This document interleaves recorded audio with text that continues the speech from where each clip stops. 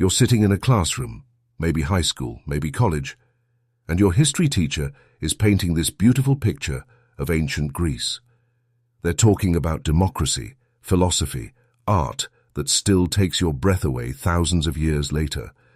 They show you marble statues of perfect human forms, quote Socrates and Plato, describe the birthplace of Western civilization like it's some kind of paradise lost. But here's what they don't tell you. Here's what's deliberately left out of every textbook, every documentary, every museum exhibit you've ever seen about the golden age of Greece. While Aristotle was writing about ethics and virtue, children were being tortured in the basement beneath his lecture hall. While Pericles was giving speeches about democracy and human dignity, boys younger than your little brother were being systematically broken by the very men who applauded those speeches. The same hands that carved those beautiful sculptures. They signed contracts for human trafficking. The same minds that developed rational thought and logical reasoning. They spent their evenings devising new ways to humiliate and destroy children for entertainment. The same society that gave us the concept of the ideal state built that state on a foundation of screaming children that they pretended not to hear. And before you think I'm exaggerating, before you dismiss this as some modern attempt to tear down classical civilization, understand this. I'm not making any of this up. The evidence is all there, in their own writings, their own legal documents, their own casual references to practices so horrific that our sanitized history books simply skip over them. They don't lie, exactly. They just don't mention that the philosopher discussing the nature of love in the morning was raping a 12-year-old boy that same evening. This isn't ancient history. This is a deliberate conspiracy of silence that continues today. Your teachers knew, the textbook writers knew, the museum curators know. They've all agreed, collectively and silently, that some truths are too uncomfortable for public consumption, that some realities might make us question whether the foundation of our entire civilization is something we should actually be proud of. But you deserve the truth. You deserve to know what civilization actually cost. You deserve to understand that every marble column, every philosophical breakthrough, every democratic innovation was paid for with the systematic destruction of human beings who never had a choice in the transaction. Because until we face what we actually are, what we've always been, we'll keep making the same choices, creating the same systems, sacrificing the same victims, while telling ourselves beautiful lies about progress and enlightenment. The golden age of Greece wasn't golden for everyone. For thousands of children, it was the deepest, darkest hell imaginable. And the men we celebrate as the founders of rational thought designed it that way on purpose. Let's talk numbers, because numbers don't lie the way history books do. At the height of Athenian civilization, somewhere between 80,000 and 100,000 human beings lived in slavery within the city limits. That's roughly 1/3 of the entire population. But here's the part that will make your stomach turn. The most valuable slaves, the ones who commanded the highest prices, were children between the ages of 12 and 16. A healthy adult field slave might cost the equivalent of $3,000 in today's money. A skilled craftsman, maybe $8,000. But a beautiful child destined for household service? We're talking $15,000 to $25,000, more than a luxury car, more than most people's annual salary. The younger and more attractive, the higher the price. Supply and demand, just like any other commodity market. And it was a market, make no mistake. There were professional traders who specialized in children. Men who could evaluate a 10-year-old boy the way a horse trader evaluates livestock. They had routes, networks, established relationships with suppliers across the Mediterranean. They published price lists. They offered warranties. They had return policies for merchandise that didn't perform as expected. The slave markets operated in broad daylight, in the center of the city, steps away from the temples where these same people worshipped gods of justice and mercy. Citizens would stroll through on their way to philosophical lectures, casually browsing human beings, like we browse smartphones. The auctioneer would strip children naked, force their mouths open to check their teeth, make them run to demonstrate stamina, all while potential buyers discussed their intended uses with the casual tone you'd use to talk about buying furniture. But here's what really reveals the systematic nature of this horror. The financing. You could buy slaves on credit. There were loan sharks who specialize. In human trafficking deals. Wealthy families would pool resources to purchase particularly expensive children, then share ownership on a rotating schedule. Some of the greatest philosophers and politicians of the age built their entire fortunes on slave trading, then used those fortunes to fund the academies and institutions we still revere today. The Athenian economy wasn't just supported by slavery, it was designed around it. Every major public work, every temple, every piece of infrastructure was built with slave labor. The leisure time that allowed citizens to develop philosophy and art and democratic institutions, that leisure was purchased with other people's lives. The very concept of the free citizen who could participate in democracy only existed because there was a massive underclass of human property doing all the actual work. And the most disgusting part? They knew exactly what they were doing. This wasn't ignorance or primitive thinking. These were sophisticated people who understood concepts like consent and human dignity and individual rights. They wrote extensively about these ideas. They just chose to apply them selectively to people they decided counted as human. The Golden Age of Athens was a massive money laundering operation, taking the screams and blood and shattered spirits of children and converting them into marble and philosophy and political theory. Every beautiful thing they created, every noble idea they developed, every democratic innovation they pioneered was paid for with the systematic torture of the most vulnerable people in their society. And we still celebrate them for it. The children didn't just appear in those markets. They came from somewhere.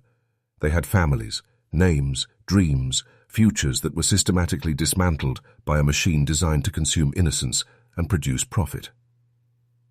Understanding how this machine worked is crucial because variations of it still operate today, hidden behind different language, but following the same basic principles. It started with debt. In the rural communities scattered across the Greek world, families lived one bad harvest away from starvation. When drought struck, when crops failed, when the family breadwinner died or was injured, desperate people needed immediate relief, and there were always wealthy men ready to provide it for a price. The contract seemed reasonable at first. 20 years of service for enough silver to keep a family alive through the winter. The parents told themselves it was temporary, that their child would learn valuable skills, that this was actually an opportunity for advancement. The recruiters, because that's what they were, professional talent scouts for human trafficking operations, were skilled at making exploitation sound like education. They had psychological profiles worked out centuries before psychology was invented. They knew exactly which families were most vulnerable, which children would be easiest to break, which parents could be manipulated into selling their own flesh and blood. They targeted single mothers, recently widowed fathers, families with sick children who needed expensive medical care. They presented themselves as saviors, offering solutions to impossible problems. The evaluation process was methodical and thorough. Children were examined like livestock, teeth checked for health, muscles tested for strength, skin inspected for blemishes. But the real evaluation was psychological. The traffickers were looking for specific qualities: intelligence, wit, haute defiance, beauty without vanity, sensitivity without strength. They wanted children who could be trained, but not children who would resist training. They had techniques for testing compliance that were disguised as games. They'd ask a child to perform small tasks, then gradually escalate to more humiliating requests, watching carefully for signs of submission or rebellion. Children who showed too much spirit were marked for fieldwork or mining operations. Those who demonstrated the right combination of vulnerability and trainability were selected for household service, which sounded better, but was actually far worse. The journey to the slave markets was designed to begin the breaking process immediately. Children were chained together in groups, forced to march hundreds of miles over rough terrain with minimal food and water. They were deliberately separated from anyone they knew, isolated in a mass of strangers who were all experiencing the same trauma. The older children quickly learned that showing kindness to the younger ones only resulted in both being punished. During transport, The children were subjected to random violence and humiliation designed to teach them their new status. Guards would strike them for no reason, force them to perform degrading acts for scraps of food, make them compete against each other for basic necessities. The message was clear. Your humanity is conditional now, dependent on our whims, subject to our pleasure. By the time they reached the markets, most children had already begun the psychological transformation from person to property. They'd learned to keep their eyes down, to respond instantly to commands, to accept pain without protest. The natural curiosity and joy that characterizes childhood had been systematically beaten out of them, replaced with a kind of desperate alertness focused entirely on avoiding punishment. The final selection by buyers continued this psychological assault. Children were stripped naked and displayed like merchandise, while potential purchasers discussed their intended uses openly. A middle-aged man might examine a 13-year-old boy while explaining to his friend exactly what he planned to do with him, using language that would make a modern person physically sick. The child was expected to stand silently through this, learning that his thoughts and feelings and dignity meant absolutely nothing to the people who now controlled his life. But perhaps the most evil aspect of this system was how it corrupted the children's understanding of human relationships. They learned that love was conditional, that protection came at a price, that the people who claimed to care about them could abandon them without warning. They internalized the idea that their value as human beings was determined by their usefulness to others, that their worth was literally measured in silver coins. This wasn't just slavery. It was the industrial-scale manufacture of broken human beings. The household of a wealthy Athenian wasn't just a home. It was a carefully orchestrated system of exploitation operating behind marble walls and beautiful gardens. To understand how normal, respected citizens could participate in systematic horror, you need to see how they organized their daily lives around the casual consumption of human suffering. The day began before dawn for the child slaves. They were awakened not by gentle servants or morning calls, but by overseers who had once been slaves themselves, men who understood exactly how much pain a young body could endure before it stopped being useful. These overseers had learned that survival meant becoming more cruel than their masters, transforming their own trauma into a weapon against those even more powerless than themselves. The children's first task was to prepare themselves for display. They were bathed in cold water, their bodies oiled until their skin gleamed, their hair arranged to emphasize their youth and vulnerability. The clothing they were given wasn't designed for modesty or comfort. It was costume, calculated to remind everyone present that these were objects for consumption, not people deserving of dignity. As the household awakened, the slaves moved through their duties with practiced invisibility. They served breakfast to the free citizens while remaining silent and unnoticed, present in body but erased as people. They cleaned rooms, tended gardens, carried messages, performed 1,000 small services that kept the machinery of civilized life functioning smoothly. To the masters, they were living tools, no more worthy of consideration than a hammer or cooking pot. But the real horror began when guests arrived. The symposiums that we romanticize as sophisticated intellectual gatherings were often elaborate parties where respected men came to consume wine, engage in philosophical debate, and sexually assault children. The same mouth that quoted Plato's theories about justice would minutes later issue commands that destroyed a young person's soul. The slaves learned to read the subtle signs that indicated what kind of evening it would be. Certain wines meant the guests were planning extended entertainment. Specific arrangements of furniture suggested activities that required more space and privacy. The arrival of particular visitors, men known for their cruelty or specific perversions, sent waves of terror through the household that the children tried desperately to hide. During these gatherings, children were expected to serve not just food and drink, but themselves. They moved among the guests like living decorations, available for whatever use occurred to their temporary owners. A philosopher might pause in his discourse on virtue to grope a serving boy, then continue his lecture without missing a beat. A politician might demonstrate his power by forcing a child to perform degrading acts while his colleagues watched and laughed. The psychological techniques used to maintain control were sophisticated and brutal. Children were deliberately isolated from each other during the day, prevented from forming bonds that might provide emotional support.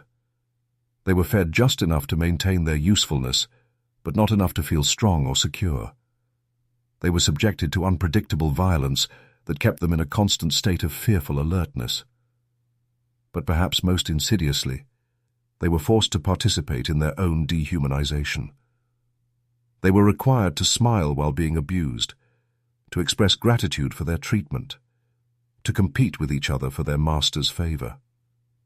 They learned to internalize the idea that their suffering was natural, even necessary, that resistance was not just futile, but morally wrong. The economic logic of the household demanded that some of his be completely replaceable. When a child became too damaged to be useful, either physically or psychologically, they were simply discarded and replaced. There was no sentimental attachment, no recognition of individual worth, no acknowledgement that a human being's life had been destroyed. The broken slaves were sold to mining operations or brothels, or simply killed if they had no remaining value. Yet even in this environment of systematic dehumanization, slaves found ways to maintain fragments of their humanity. They developed secret languages of glances and gestures. They shared what little food they could spare. They held each other during the worst moments, offering comfort that their masters had tried to destroy.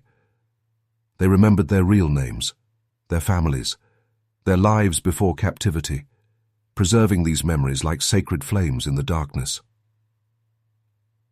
The wealthy citizens who participated in this system weren't monsters in the way we usually understand the term. They were ordinary people who had convinced themselves that extraordinary cruelty was normal, even virtuous. They attended religious ceremonies where they prayed to gods of justice and mercy. They contributed to charitable causes. They spoke eloquently about civic duty and moral responsibility. They simply excluded an entire category of human beings from these considerations, treating children like livestock while maintaining their sense of themselves as good people. This moral compartmentalization was the true genius of the system. It allowed people to participate in systematic evil while preserving their self-image as civilized and ethical. Here's where the story becomes almost incomprehensibly sick. The same men who wrote the foundational texts of Western ethics, who developed our concepts of virtue and justice and the good life, were actively participating in the systematic torture of children, and they saw no contradiction between these activities. Aristotle, the father of virtue ethics, owned dozens of slaves and wrote extensively about how slavery was as natural and necessary for society to function properly. He argued that some people were born to be slaves, that their rational faculties were inherently inferior, that enslaving them was actually beneficial because it provided structure for minds incapable of self-governance. While writing these theories, he was surrounded by slave children who served his household and submitted to his guests' desires. Plato, who wrote beautifully about love and truth and the ideal state, described a society where the ruling class would have access to carefully selected young people for their pleasure. His republic wasn't just a philosophical thought experiment, it was a blueprint for systematic exploitation that many of his students tried to implement in real communities. The same man who taught that true wisdom came from understanding the good spent his evenings consuming the innocence of children who had no choice in the matter. But the most disturbing case might be the sophists, the professional teachers who claimed to instruct young men in virtue and wisdom. These educators, who charged enormous fees to train the sons of wealthy families in ethics and moral reasoning, routinely sexually abused the very students who came to them seeking enlightenment. They justified this abuse with elaborate philosophical arguments about the educational value of submission and the natural superiority of older, wiser men over younger, inexperienced ones. The intellectual gymnastics required to maintain these contradictions were extraordinary. The same philosophical frameworks that condemned violence and injustice when applied to free citizens were simply declared irrelevant when it came to slaves. The rational thinking that these men applied to every other aspect of life was deliberately suspended when it came to their treatment of children. They developed entire schools of thought devoted to explaining why normal moral rules didn't apply to their sexual practices. They argued that relationships between adult men and child slaves were actually beneficial to the children, providing education. Even in the deepest hell, the human spirit finds ways to resist. The children trapped in these households of horror didn't simply surrender to their fate. They developed elaborate networks of survival and resistance that their masters never fully understood or controlled. The resistance began with memory. In whispered conversations during the few moments when overseers weren't watching, slaves shared stories of their lives before captivity. They spoke their real names, described their families, recounted customs and traditions from their homelands. They taught each other fragments of native languages that their masters had forbidden them to speak. These conversations were acts of rebellion because they preserved identities that the system was designed to erase. They developed secret codes and communication systems that allowed them to share warnings and offer support without alerting their captors. A particular gesture might indicate that a certain guest was especially dangerous. A way of arranging objects could signal that someone needed help or comfort. These silent languages created bonds of solidarity that sustained hope in the darkest moments. Food became a form of resistance. Slaves who received slightly larger portions would save scraps for those who were being punished or who were too young to earn regular meals. They shared water when someone was being deprived of drink as punishment. They hid small amounts of bread and fruit that could be given to slaves who were ill or injured. Every shared crumb was an act of defiance against a system that wanted them to compete rather than cooperate. They preserved and created art in whatever ways they could. Slaves carved tiny symbols into walls where overseers wouldn't notice. They hummed songs from their childhoods too quietly for masters to hear. They told stories that maintained connections to cultures their captors were trying to destroy. Some even composed poetry in their heads, creating beauty in a world designed to eliminate everything beautiful about their existence. Perhaps most importantly, they bore witness. The older slaves made sure that younger ones understood what was being done to them, that the abuse they suffered wasn't normal or natural or deserved. They passed down the real history of how they had come to be in these places, maintaining awareness that their current situation was the result of specific injustices committed by specific people. This knowledge prevented the complete psychological destruction that the system aimed to achieve.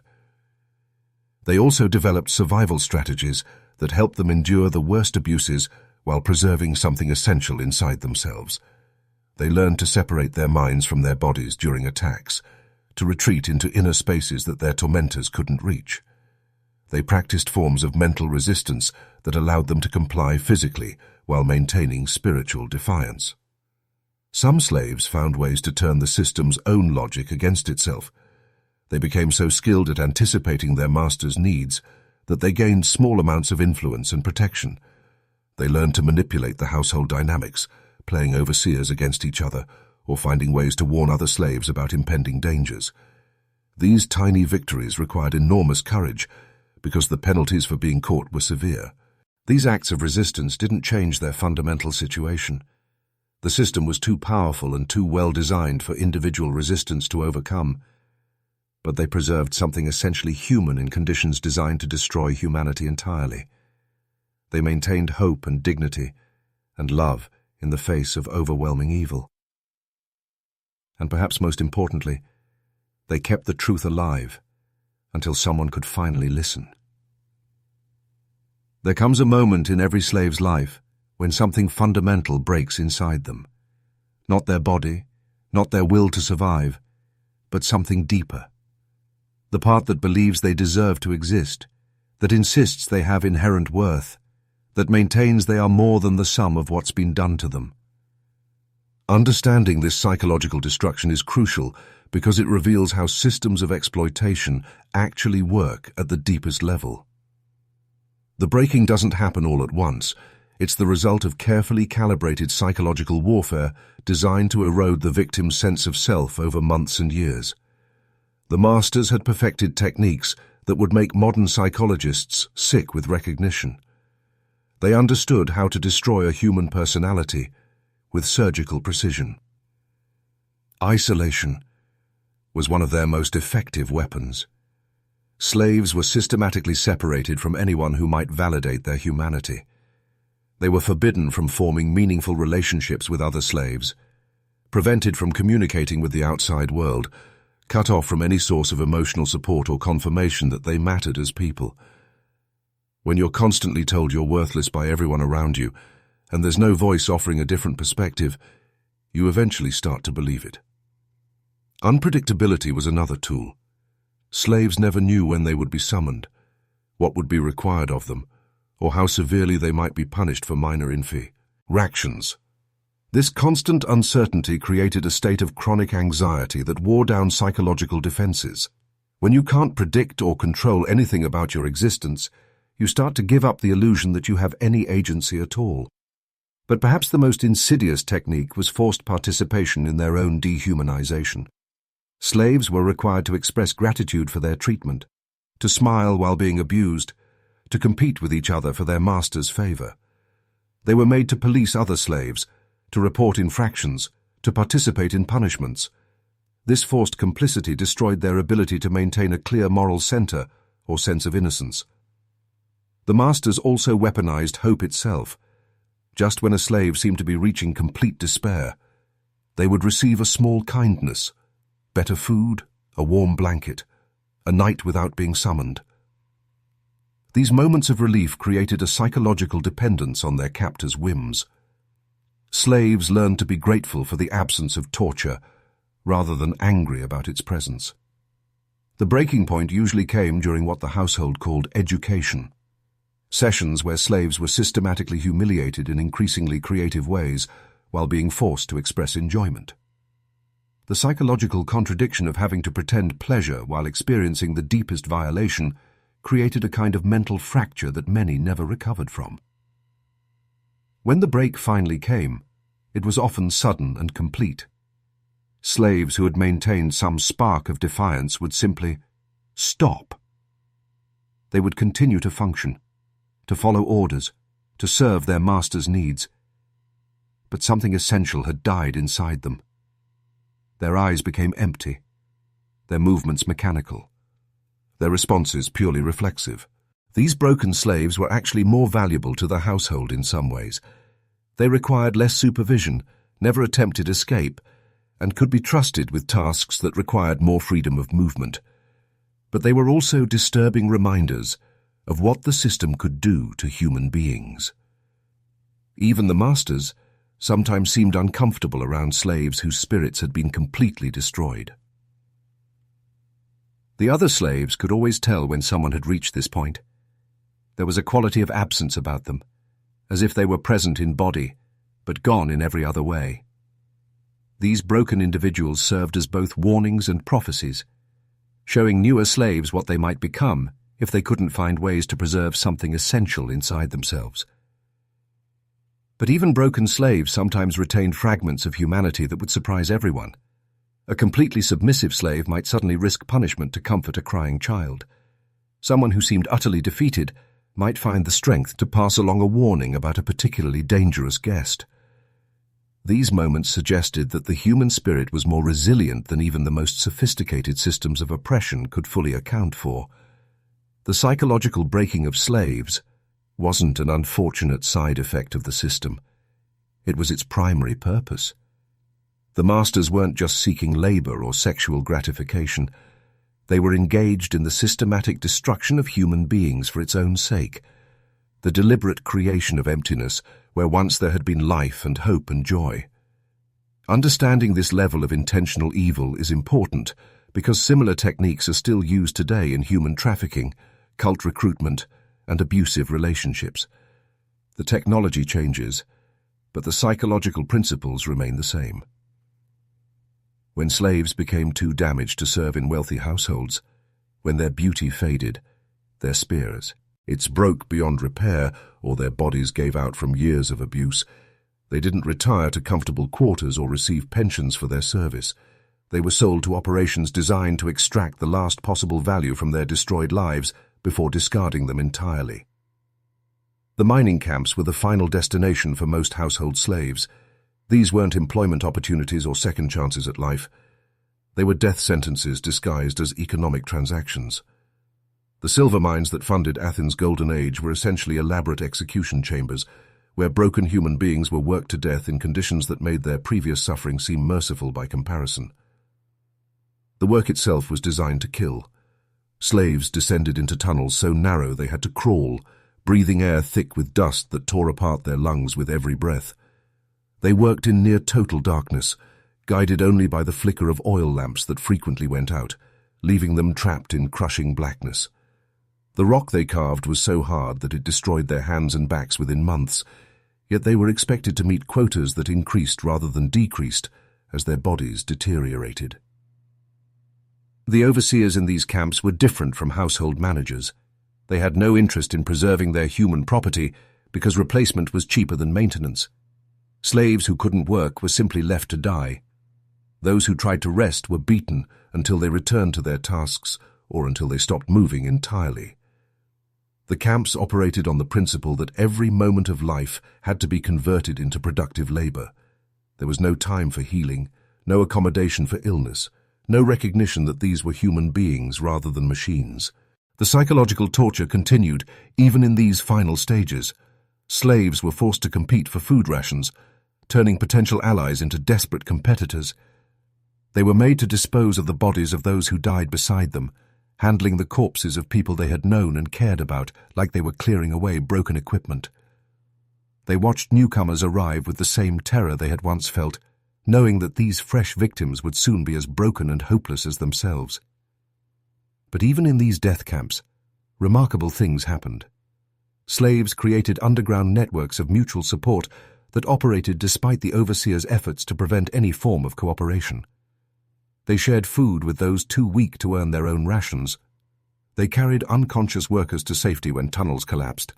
They held dying friends and promised to remember their names and tell their stories. Most incredibly, they preserved hope for others, even when they had none left for themselves. Older slaves would speak to newcomers about the importance of survival, not because they believed rescue was possible, but because they wanted someone to carry forward the memory of what had been done to them. They understood that their own lives were ending, but they fought to ensure that their suffering wouldn't be completely meaningless. The average survival time in the mining camps was 18 months. Some died within weeks of arrival, their bodies unable to adjust to the brutal conditions. A few lasted several years, becoming walking skeletons who moved through their tasks with mechanical precision. But eventually, the mountain claimed them all. Their bodies were thrown into mass graves outside the camps, unmarked and unremembered by the society that had consumed their lives. If you think this is just ancient history, if you believe we've evolved beyond such systematic cruelty, you're experiencing exactly the same moral blindness that allowed Athenian citizens to attend philosophical lectures while children screamed in their basements. The systems have become more sophisticated, the language more sanitized, the victims more distant from those who benefit from their suffering, but the fundamental transaction remains unchanged. Right now, as you watch this video, there are children being trafficked for sexual exploitation by networks that operate with the same efficiency and ruthlessness as ancient slave traders. The buyers include respected professionals, politicians, academics, and business leaders who participate in these crimes while maintaining their public reputations as upstanding citizens. They use the same psychological techniques to break their victims' spirits, the same economic logic to justify treating human beings as disposable commodities. The technology companies whose devices you use every day depend on supply chains that include child labor in mines where working conditions rival those of ancient Greece. Children as young as 6 work in cobalt mines in the Democratic Republic of Congo, developing lung diseases and injuries that will kill them before they reach adulthood. The rare earth metals that power your smartphone, your laptop, your electric car, they're extracted by broken children working in conditions that would have been familiar to slaves in Athenian silver mines. The fashion industry, the food industry, the electronics industry, they all operate on business models that require systematic exploitation of vulnerable populations. Factory workers in developing countries, migrant agricultural laborers, domestic workers trapped in abusive situations. These are the modern equivalents of household slaves, providing cheap labor that maintains the comfort of wealthy consumers who prefer not to think about where their products come from. Even in developed countries, we've created systems that consume children for the entertainment of adults. Social media platforms deliberately design their algorithms to maximize engagement among young users, knowing that this leads to addiction, self-harm, and suicide among vulnerable teenagers. The psychological manipulation techniques used by these platforms would be instantly recognizable to ancient overseers. They're designed to break down personal agency and create dependency on external validation. The pornography industry, particularly its online segments, has created a global market for sexual exploitation that makes ancient symposiums look modest by comparison. Children are trafficked, abused, and discarded to feed an industry that operates largely in the open, while society collectively agrees to look the other way. The consumers include teachers, doctors, clergy, politicians, respectable people who would be horrified to be compared to ancient Greek slave owners while participating in essentially identical crimes.